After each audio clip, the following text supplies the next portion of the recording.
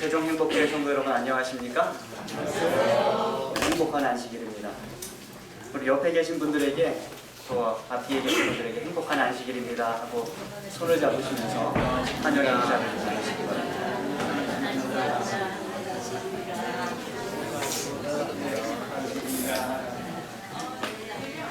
예, 오늘 특별히 우리 나영구 장로님 모셔서 성경 필사에 대한 설명을 잘해주시고 또 우리 교회가 오늘 4월 첫 안식일인데 성경 필사를 시작할 수 있도록 도와주시니 참으로 감사를 드립니다. 우리 성도님들이 함께 시작하는 이 성경 필사가 하나님 안에서 잘 이루어져서 우리 교회가 하나 되고 또 개인의 믿음이 발전하고 또 성장할 수 있는 귀한 기회가 되기를 간절히 바랍니다. 우리 찬양대의 아름다운 찬양에 감사를 드립니다. 열왕기하 5장에 있는 말씀 함께 읽도록 하겠습니다. 열왕기하 5장 1절로 3절에 있는 말씀 함께 읽도록 하겠습니다. 제가 1절을 읽고요. 우리 성도님들이 2절을 읽어주시고 3절은 같이 읽도록 하겠습니다. 1절 말씀 읽겠습니다. 아람 왕의 군대 장관 나아만은 그의 주인 앞에서 크고 존귀한 자니 이는 여호와께서 전에 그에게 아람을 구원하게 하셨습니다. 그는 큰 용사이나 나병 환자더라.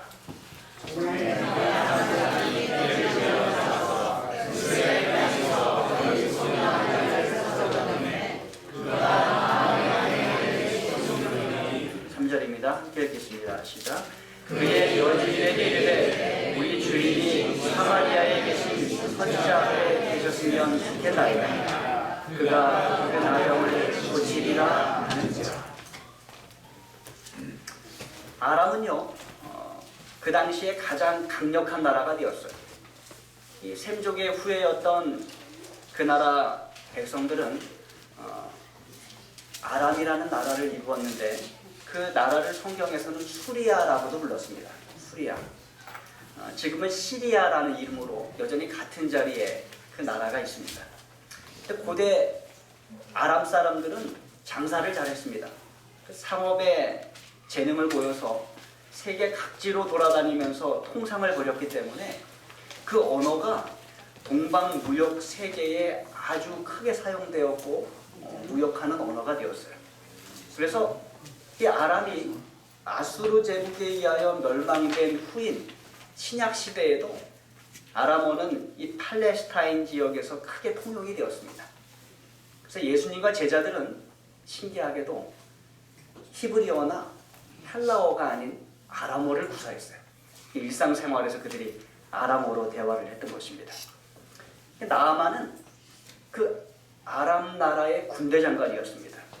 그것은 나아만이 그 나라에서 왕 다음으로 두 번째로 높은 사람이었다는 것이에요. 나아만이 위대한 지도자였습니다. 그가 백성들로부터 존경을 받았어요. 그는 여러 전쟁과 전투에서 아람이 승리할 수 있도록 기여했고 그의 때에 그 나라가 아주 부강하게 된 것입니다. 오늘 말씀을 보면 하나님께서 이 나아만으로 하여금 아람을 구원하게 하셨다. 성경은 그렇게 말씀합니다. 심지어 하나님은 이스라엘 백성들과의 전투에서도 아람에게 승리를 주셨습니다. 기가 막힐 노릇이죠. 하나님의 백성과 이방 백성인 아람 나라 백성이 싸우는데 하나님께서 누구에게 승리를 주셨어요? 아람에게 승리를 주셨습니다. 성경은 그때 이스라엘 왕이 누구인지 우리에게 말해주고 있지 않습니다. 성경학자들이 연구를 해보니까 그때 왕은 아합과 이세벨의 아들인 요람, 또 여호람이라고 불리는 그런 왕이었어요. 그런데 그가 하나님을 찾지 않았고 악을 행했습니다. 하나님의 백성이었지만 악을 행하는 하나님의 백성, 그리고 악을 행하는 하나님 나라의 왕. 그래서 나만과 그의 군대에게 하나님께서는 이스라엘 백성들을 침략하고 약탈하기를 허락하신 것입니다. 그 백성이 다시 하나님께로 돌아오는 계기를 만들기 위해서 그렇게 하신 것이죠. 그래서 아람 나라 사람들은 이스라엘 백성들 가운데로 가서 포로를 잡아오곤 했고 어느 날 습격을 단행한 이후에 어린 이스라엘 소녀 하나를 포로로 잡고 왔습니다. 그리고 나만은 그 소녀를 자신의 아내를 위해서 몸종으로 하녀로 준 것입니다. 성경은 이 어린 소녀의 이름을 말해주고 있지 않아요. 그런데 간단히 그 아이에 대해서 설명하면서 그 아이가 믿음이 있었고 특별히 하나님의 치유하시는 능력과 하나님의 선지자에 대하여 알고 있었음을 우리에게 암시해주고 있습니다. 이 나만은 크고 위대한 사람이었지만 그에게 큰 문제가 있었어요. 그의 강인한 외모 안쪽에 또 보석으로 잘 장식된 그 갑옷 안쪽에 너무나도 두렵고 끔찍해서 큰 목소리로 말하기 어려운 그런 아픔이 그 안에 있었습니다. 성경은 그가 문둥병자였다고 이야기합니다. 성경시대에 문둥병은 가장 무서운 질병이에요. 문둥병은 얼굴과 몸 곳곳에 아주 크고 보기 싫은 종기를 일으키고 그로 인해서 온 피부가 아프게 만드는 그러한 무서운 질병입니다. 그리고 팔과 다리의 신경을 손상시키는 그러한 질병이었습니다. 그 너무나도 심각해서 모든 감각을 다 무감각하게 만들고 손과 발의 기능을 완전히 상실하게 만드는 그러한 질병이었습니다. 문둥병은 서서히 악화되었습니다. 처음에는 그저 조그마한 반점 같은 것이 몸에 생깁니다. 그것이 점점 악화되어서 나중에는 몸이 완전히 쇠약해지도록 몸이 썩어지도록 그렇게 만드는 아주 질병이었던 것입니다. 큰 전쟁에서 승리한 이후에 아람의 왕이 큰 잔치를 베풀었을 수 있습니다. 그리고 그 잔치에서 큰 전쟁에서 승리한 장군을 소개하는 것입니다. 관료들과 왕족들이 아람의 군대 장관인 나아만과 인사하고 악수하기 위해서 그곳에 올 것입니다. 나만이 거기에 참석할 수가 없어요. 문둥병이 점점 심해져가는 것입니다.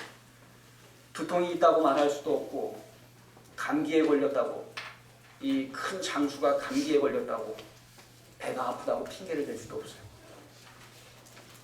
변명을 하고 그 자리를 피하고 싶은데 그렇게 하지는 못하는 것입니다.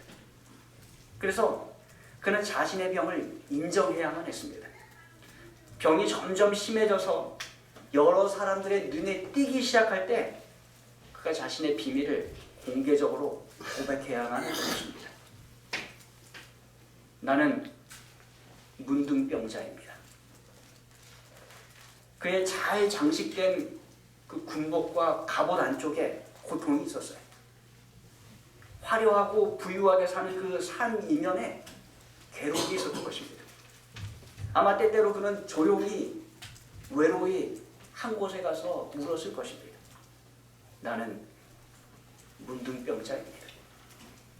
그 말을 하면서 나만이 절망이 되었을 것입니다. 이제는 더 이상 희망이 없는 거예요. 여러분, 나만처럼 우리에게도 가장 하기 힘든 두 마디 말이 있습니다. 나는 죄인입니다. 하나님, 나는 속절없는 죄인입니다. 그러나 여러분, 놀라운 것은 구원은 이 고백에서 시작이 된다는 것입니다. 나는 죄인입니다. 여러분, 이 고백이 없이는 구원이 시작되지 않아요. 여러분들 기억하시기 바랍니다. 우리 모두는 죄인이에요. 저도 죄인이에요. 여러분 각자도 죄인이에요. 그러나 감사하게도 하나님께서 하나님의 놀라운 은혜로 우리를 구원해 주셨어요. 그래서 우리는 죄인인데 이제는 은혜로 구원받은 죄인이 된 것입니다. 나만이 고백을 했어요. 나는 문둥병자입니다.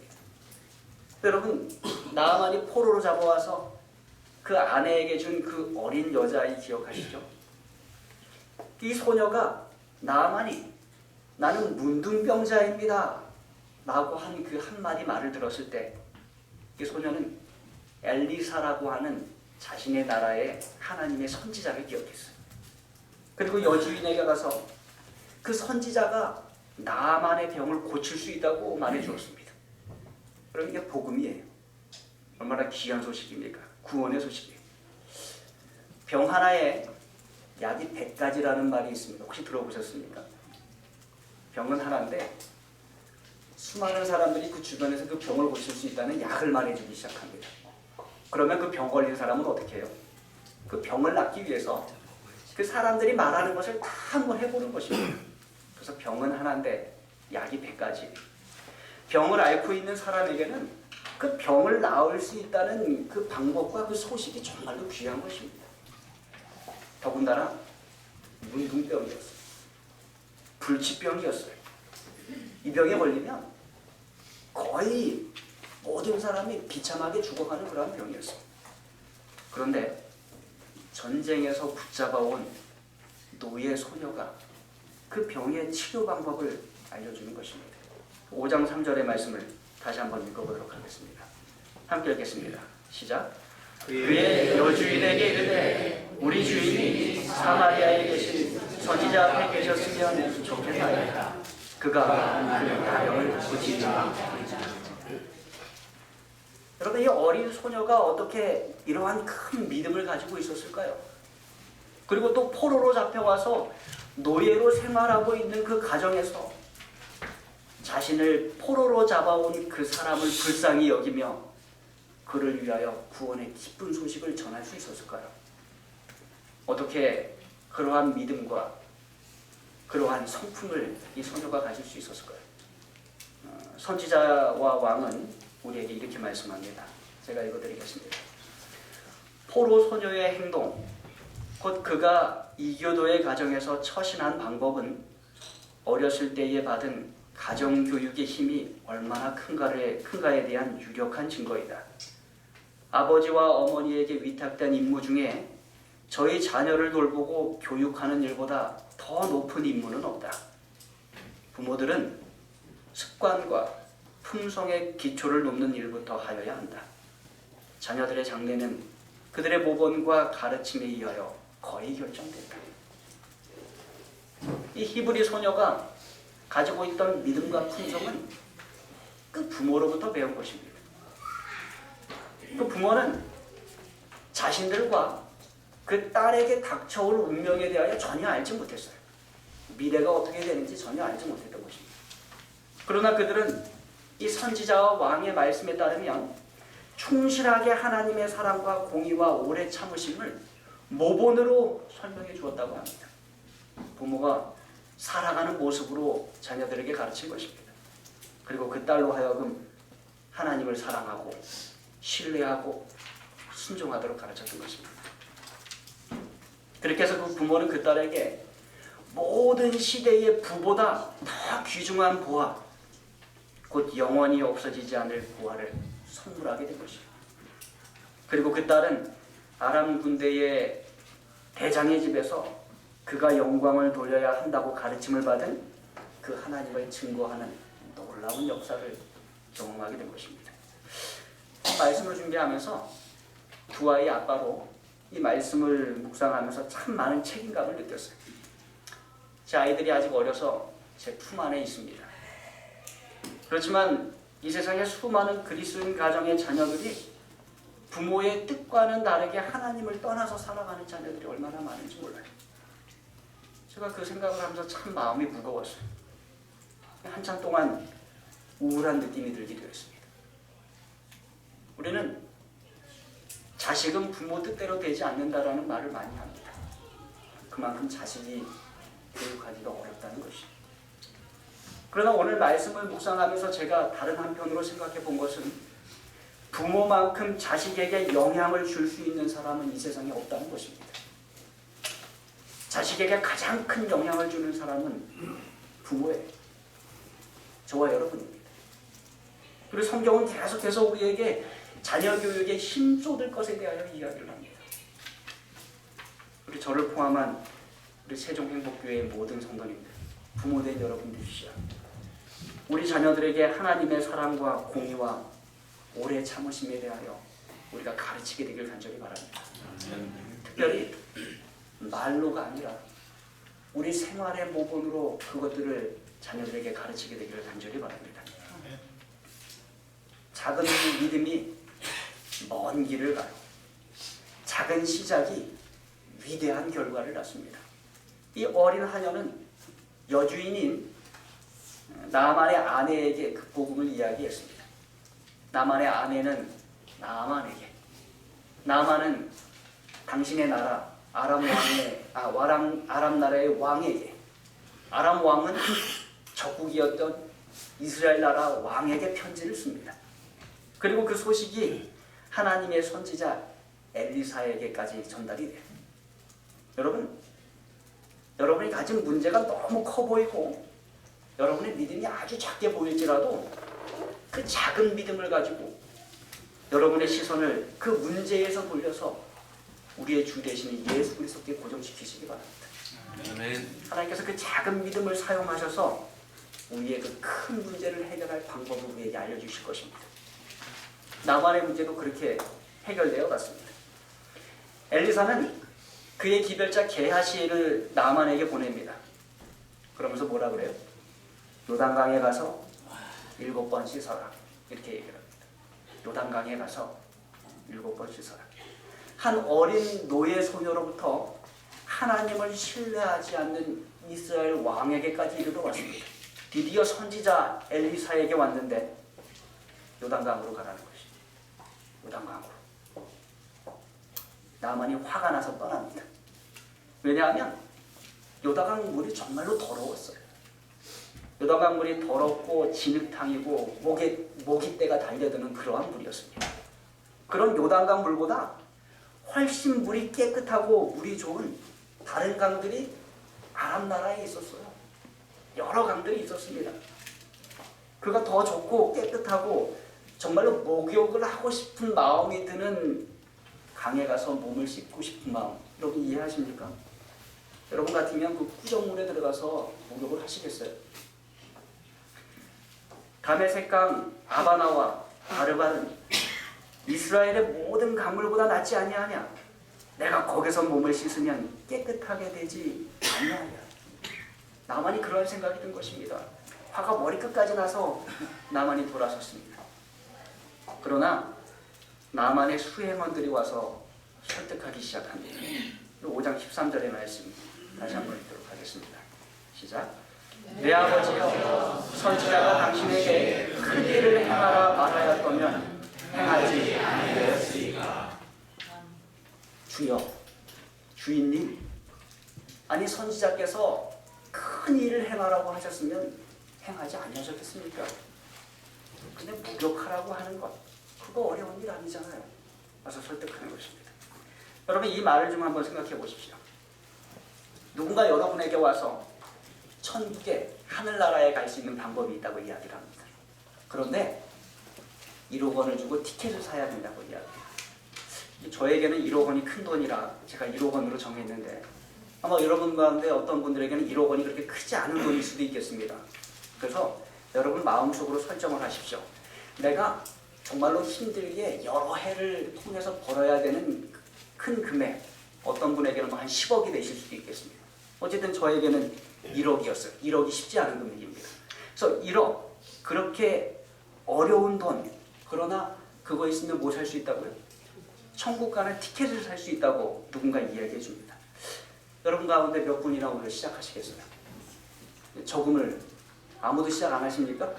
포기하시는 거예요? 다시 한번 제가 질문합니다. 천국 가는 티켓을 사시는 거예요.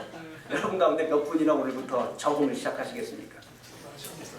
네, 몇 분 천국 가시기 원하시는 분들이 몇 분 안 계신 것 같아요. 예, 어쨌든 돈으로는 안 가겠습니다. 네. 이 방법에 있다고 가정을 하는 것입니다. 자, 이렇게 돈으로 살 수 있는 티켓이 있다고 하면 많은 사람들이 동참할 것입니다. 그래서 어떠한 사람들은 직업 외에 부업을 시작할 것입니다. 또 어떠한 사람들은 돈이 많이 드는 나쁜 습관을 좀 버릴 것입니다. 그 돈을 절약할 수 있는 방법들을 찾기 시작할 것입니다. 그리고 천국에 갈 수 있는 티켓을 살 수 있을 만큼 돈을 모으기까지 적금 통장을 만들고 그곳에 돈을 모을 것입니다. 어떤 분들은 가족권을 살 것이에요. 나도 가고 너도 가고 자녀들도 갈 수 있는 가족권을. 또 자녀들의 이름으로 천국 적금 통장을 개설할 것입니다. 지금 우리 뭐 개설해요? 주택 뭐라고 하죠 그거? 네. 주택 청약 부금을 자녀들을 위해서 막 개설하지 않습니까? 뭐 그렇게 할 것입니다. 또 부모와 형제 자매들이 그 1억이라 하는 티켓을 살 수 있도록 우리가 도와줄 것입니다. 도울 수 있는 만큼 도와줄 것입니다. 그래서 1억이 모이면 그걸 들고 가서 줄을 설 것입니다. 그들은 길가에 텐트를 치고 침낭에서 자면서 그 자리를 지킬 것입니다. 그래서 천국 티켓을 살 수 있는 그 자리를 절대로 놓치지 않으려고 그들이 노력을 할 것입니다. 그러나 우리 목사님께서 말씀해 주신 대로 우리는 천국 가는 티켓을 돈으로 살 수가 없어요. 어떠한 큰 일을 해서 천국 갈 수가 없습니다. 그러나 만약에 그렇게 큰 일을 해서 천국 갈 수 있다면 모든 사람이 그렇게 하기를 소망할 것입니다. 심지어 교회에 전혀 다니지 않았던 사람도 오늘부터 시작할 것이에요. 그렇게 해서 천국 갈 수 있다면, 정말로 그렇게 해서 천국 갈 수 있다면 오늘 몇 사람이나 시작할까요? 여러분 가운데는 몇 분이나 시작하시겠습니까? 손 한번 들어보십시오. 예? 그렇습니다. 그것이 아무리 큰 일을 할지라도 사람들은 그 일을 시작하려고 하는 것입니다. 그러나 하나님께서 우리에게 어떤 큰 일을 하라고 말씀하지 않으셨어요. 하나님은 우리에게 그저 2마디 말만 하라고 했습니다. 2마디 말. 그러나 세상 사람들이 가장 하기 힘들어하는 2마디 말. 나는 죄인입니다. 아버지 하나님, 나는 죄인입니다. 하나님의 은혜가 필요한 죄인입니다. 예수 그리스도의 보혈의 공로가 필요한 죄인입니다.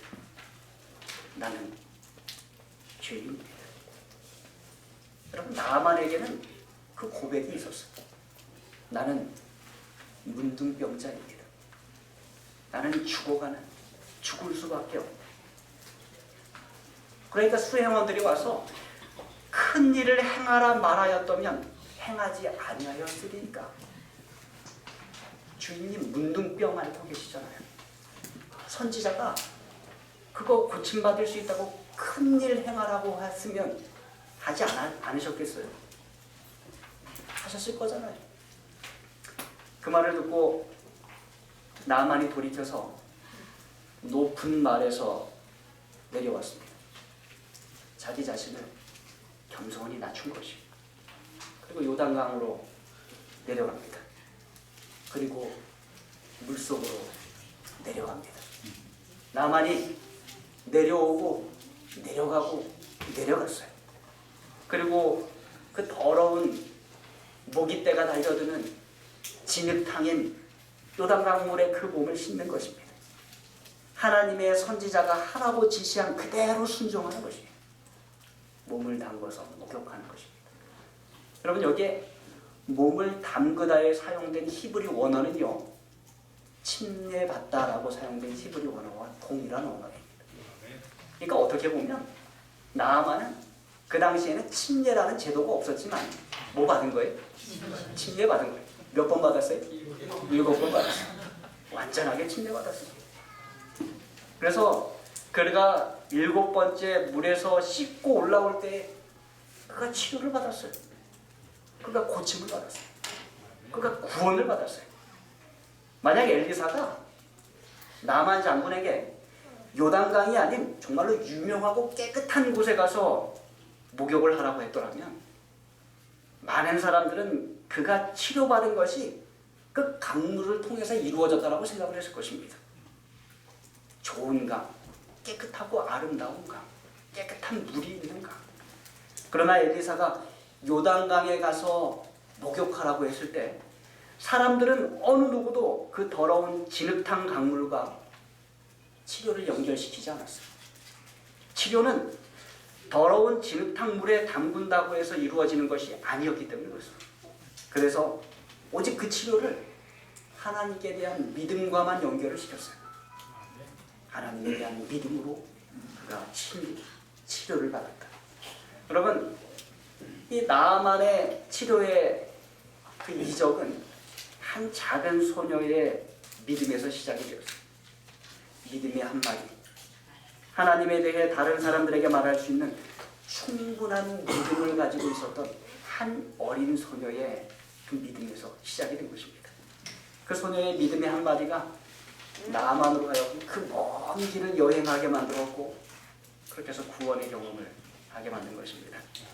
소망하기는 저와 여러분 모두가 우리 가까이 있는 모든 사람들에게 그러한 작은 소망의 말, 믿음의 말을 전할 수 있게 되기를 간절히 바랍니다. 여러분, 나아만이 문둥병에 걸려 곧 죽게 되었을 때 그가 가진 모든 것이 그에게 아무런 의미가 없었어요. 나아만에게 그가 위대한 장군이었다는 사실이, 또 그가 용감했다는 사실이, 그가 존경할 만한 사람이었다는 사실이, 그가 심지어 왕으로부터도 존중을 받았다는 사실이, 또한 하나님께서 그를 이끌어 위대한 승리를 이루게 하셨다는 사실도 그에게 아무런 의미가 없었습니다. 왜냐하면 그가 곧 죽을 것이기 때문에. 그는 문둥병자였기 때문에. 그러나 그에게 고백이 있었고, 그 고백으로 인하여 그의 구원이 시작이 된 것입니다. 우리에게 있어서 우리 자신이 죄인이라고 인정하는 것, 그것이 우리 구원의 시작임을 여러분 기억하시기 바랍니다. 우리 자신이 죄인이라고 인정하는 것은 나는 나 자신을 구원할 수 없습니다라고 인정하는 것입니다. 내가 가진 재물로, 내가 가진 명성으로, 내가 가진 능력으로 하나님, 나를 구원할 수 없습니다. 나는 죄인입니다. 여러분, 이 두 마디 말씀을 우리 신앙 가운데 자주 되뇌시기 바랍니다. 모르게 말씀해 보실까요? 하나님, 나는 죄인입니다. 하나님, 나는 죄인입니다. 생애일빗에 이러한 말씀이 있어요. 제가 한번 읽어드리겠습니다. 우리가 하나님의 자비를 받는 길은 단순하고 공정하고 합리적이다. 주님께서는 죄를 용서받기 위하여 무엇인가 어렵고 힘든 일을 하라고 우리에게 요구하지 않으신다. 우리는 어떠한 길고 지루한 여행을 할 필요가 없다. 우리는 고난으로 우리의 죄에 대한 대가를 지불할 수 없다. 누구든지 그의 죄를 고백하고 죄에서 떠나면 자비를 얻을 것이다. 여러분, 우리의 구원은 죄의 고백에서 시작되고, 우리 죄의 고백은 하나님의 은혜로운 자비를 우리에게 이끌어온다는 것을 기억하시게 되길 간절히 바랍니다. 디모데전서 1장 15절에서 바울은 이렇게 말씀합니다. 우리 함께 읽도록 하겠습니다. 시작. 미보다 모든 사람이 받을 만한 이만이요 그리스도 예수께서 죄인을 구원하시려고 세상에 임하셨다 하였다. 죄인 중에 내가 됐습니다. 바울의 고백이에요. 죄인 중에 내가 됐습니다. 과거의 죄로 말미암아 죄책감 속에서 큰 고통을 받아야 할 사람이 있다면 그것은 바울입니다. 하나님이 절대로 자신의 죄를 용서할 수 없다고 생각할 만한 사람이 있다면 그 사람이 바울이에요. 바울은 회개하기 전에 하나님 믿는 사람들을 핍박하고 그 사람들을 잡으러 다녔습니다. 그 사람들을 잡아서 죽이는데 일조했던 사람이 사도 바울이에요. 그러나 사도 바울이 죄의 고백을 했을 때 하나님께서 그를 아주 귀하게 해서 사용하셨고 그를 용서함으로 크게 쓰셨음을 여러분 기억하시게 되길 바랍니다. 그 사랑하는 우리 세종행복교회 성도 여러분, 우리가 우리의 죄를 고백하는 것으로부터 시작해서 저와 여러분은 지금 이 자리에 와 있어요. 우리에게는 나 자신을 구원할 아무런 힘이 없습니다. 우리의 구원은 세상의 가치를 두고 있는 은과 금 같은 것에는 없어요. 우리의 구원은 예수 그리스도의 나무 십자가 위에 있음을 기억하시게 되길 바랍니다. 나는 문둥병자입니다 라는 고백으로부터 먼 여행을 다녀왔어요. 그는 비참하게 죽어야 하는 운명이었어요.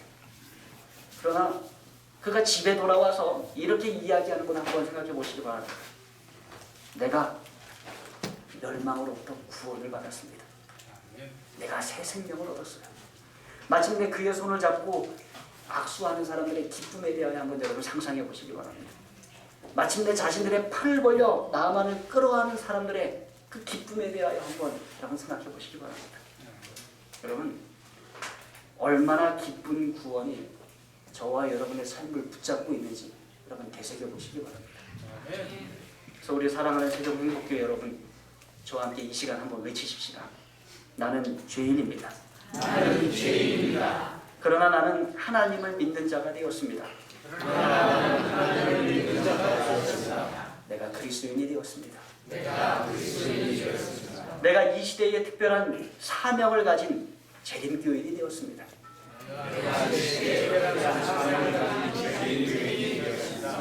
나는 은혜로 구원받은 죄인입니다. 하나님의 놀라운 은혜가 이 죄의 고백을 하는 저와 여러분에게 예수님 재림하실 그날까지 계속해서 풍성하게 임하게 되길 바라면서 오늘 말씀 마치겠습니다.